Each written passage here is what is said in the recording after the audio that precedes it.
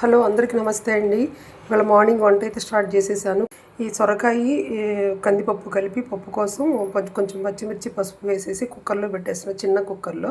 దీనికి పులుపు కోసం కొంచెం మామిడికాయ తురుమైతే వేసాను చింతపండు బదులు. అలాగే అన్నం ఒకటి కడిగి విడిగా పెట్టేశాను, ఒకటి విడిగా వండేస్తున్నాను. ఇవన్నీ ఉడికేలోపు అన్నం కూడా ఉడికిపోతుంది తొందరగా. ఇంకా పప్పు లేట్ అవుతుందని చెప్పేసి కుక్కర్లో అయితే పెట్టేసాను. ఇది తోటకూర కర్రీ అండి. నేను రోజు విడిచి రోజు ఆకుకూరలు అయితే చేస్తూ ఉంటాను. దీంట్లో కందిపప్పు వేయట్లేదు, ఎందుకంటే పప్పు చేస్తున్నాను కాబట్టి సొరకాయ పప్పు. దీంట్లో వడియాలు వేస్తాను అనమాట. అట్లా చేస్తాను, వడియాలు వేయించి కలుపుతాను కూర అయిన తర్వాత. ఇదేమో మామిడికాయ తురుము పచ్చడి కోసం మామిడికాయ తురుము పెట్టుకున్నాను.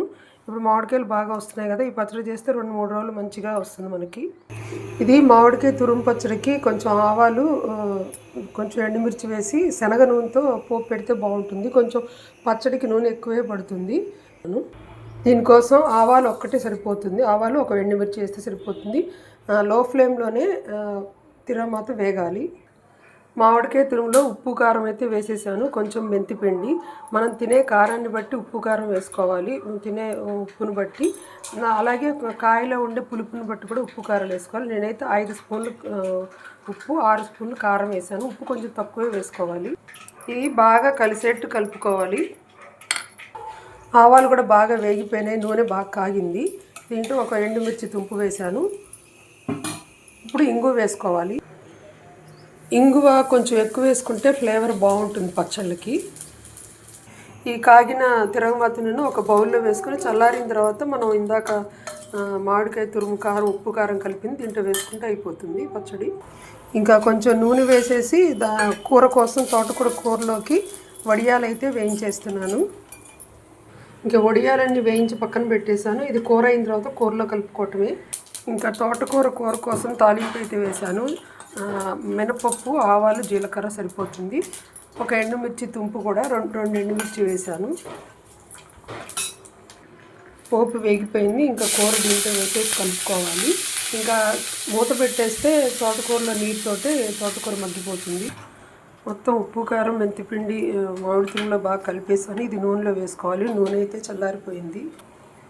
ఇదంతా మొత్తం పచ్చడి అంతా దాంట్లో వేసుకుని బాగా కలిపేసుకోవాలి. పూర్తిగా చల్లారిన తర్వాత వేయాలి, లేకపోతే వేడిగా ఉంటే వాసన వస్తుంది, ఎక్కువ రోజు నిల్వ ఉండదు. ఆయిల్ ఎక్కువ అవుతుంది అనుకున్నానండి, ఆయిల్ కూడా బాగా సరిపోయింది. మామిడికాయ తురుము పచ్చడి రెడీ. ఇంగువ వేసాం కదా, బాగా ఘుమఘుమలాడుతూ మంచి స్మెల్ వస్తుంది. కూర కూడా అయిపోయిందండి, కొంచెం డ్రై అయితే సరిపోతుంది. కూర కూడా అయిపోయిందండి. దీంట్లో వడియాలు వేసుకోవాలి. మనం కావాలంటే తినేటప్పుడు కూడా వేసుకోవచ్చు, కరకరలాడుతూ ఉంటాయి. పప్పులో కొంచెం మెంతిపిండి, కొంచెం సాల్ట్, కొంచెం కారం, మిర్చి ఉంటుంది కాబట్టి కారం కొంచెం సరిపోతుంది. వాళ్ళ రైస్లోకి తోటకూర వడియాల కూర, అలాగే సొరకాయ పప్పు, గుమగుమలాడే మామిడికాయ తురుము పచ్చడి. వాళ్ళ బుధవారం కదా, ఇంకా వినాయకుడికి పూజ చేసుకుని అష్టోత్తరం చేసేసి మల్లెపూలతోటి, అలాగే ధూపం చూపించి, అలాగే వినాయకుడికి కూడా దీపం చూపించాను. ఇవాళ బుధవారం కదా, లక్ష్మీనారాయణ పూజ అయితే చేస్తాను. ఇంకా పూజ అయితే మంచిగా షోడశోపచార పూజ చేసేసుకుని తులసి దళాలతో అధాంగ పూజ చేసి మల్లెపూలతో అష్టోత్తరం పూజ చేశాను. ఇంకా పూజ అయిపోయిన తర్వాత ఇంకా శ్లోకాలు కొన్ని చదువుకుని ఇంకా ధూపం చూపించాను. పంచోపచార పూజ, ధూపము, అలాగే దీపం కూడా చూపించి ఇంకా నైవేద్యం అయితే పెట్టేశాను.